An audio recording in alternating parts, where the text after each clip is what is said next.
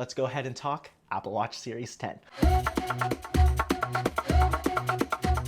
When it comes to size and style, the Apple Watch now starts at 42 millimeters, which is kind of crazy to think because when it launched again in 2015, it was sort of the already larger sizes of the Apple Watches. Now, I've always wanted to wear the larger Apple Watch for the sake of a bigger screen, but it didn't really vibe with my wrist or style, especially the Ultras, because I'm not really trying to go for that 2002 Spy Kid style now.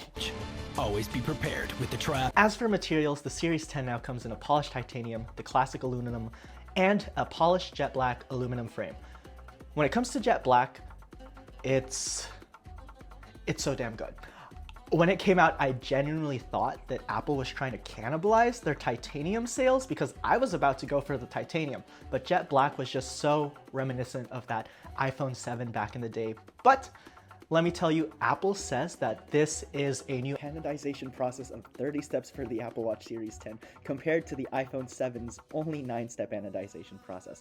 I tried to do math in this part and it just did not work out. In only 2 weeks, the tiny finish on my watch sort of started to chip away. My only suspicion is it's because I move in my sleep, but I really can't pinpoint where or how it happened. And a few weeks after that, changing bands from the metal bands to the sport band, I really haven't had any other problems with this finish. As finishes goes, over time it's going to go through normal wear and tear, so if you don't want to deal with that and you don't want to coddle your devices to the T, you might want to just go with the classic aluminum finish in that regard and maybe slap on some Apple Care with that. Comparing the screens between my Series 4, 9, and also Series 10 now, you'll sort of begin asking yourself if 1 or 2 millimeters is kind of worth the difference, and does 1,000 nits really make a bigger difference as well? From the Series 9 to the 10, not quite. In fact, the Series 9 is just as bright at right around 2,000 nits, but going from previous generations, it's twice as much. I believe the Series 4 started off with 1,000 nits, jumping up.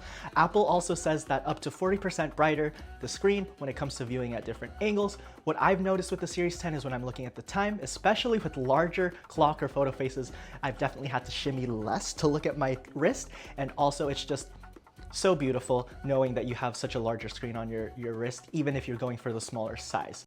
After the Series 0, Apple started pivoting their watch as some sort of smart device with advanced health capabilities.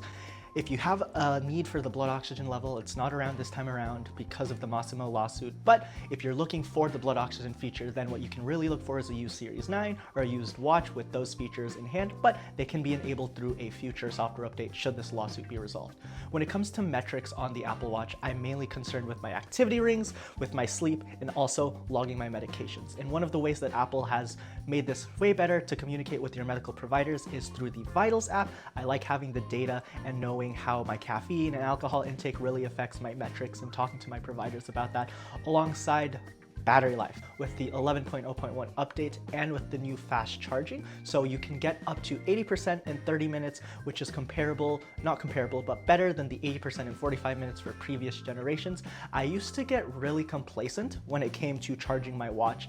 I used to just charge it with my phone at night, but now with this new Apple Watch fast charging feature, I'm able to actually just charge my watch before bedtime, while I'm showering, so I'm able to actually use the sleep tracking features in that Vital app. It's really nice and really useful, and 15 minutes really goes a long way, especially when I wake up in the morning, have some extra time to get ready before I head out, just slap the watch on the charger and watch it go a few more extra percentage to get me through my day. When it comes to me using my watch, I use a few apps, maybe a 30-minute workout or meditation session, walking around using the sensors and just looking at the time, glancing at notifications. This new battery life and this new fast charging feature has definitely been enough to justify my purchase, especially with my new charging habits. Now sure, there's less glitter and gold this time around, so if you're still rocking an Apple Watch with Apple Care, I definitely suggest you use your plan to get a new Apple Watch by requesting an express replacement, especially if your battery is almost up and almost through. I will say this Apple Watch, the Series 10, has been such a good upgrade, especially comparing to see how far we've come almost 9 years ago from the Series 0 watch. In fact, I like to think that this is one of the most definite watches compared to when the Series 4 came out, which in my opinion was when Apple started to really make their Apple Watch a unique timepiece as well. What justified the Series 10 for me was the larger battery and display, and it already made what my Series 9 did great: on-device Siri, and also that brighter screen, of course, coming from maybe a Series 4 or so. I will say, It's a really good watch, and if an Apple Watch Ultra isn't the best look for you, the Apple Watch Series 10 is definitely, more than likely, going to be your next watch.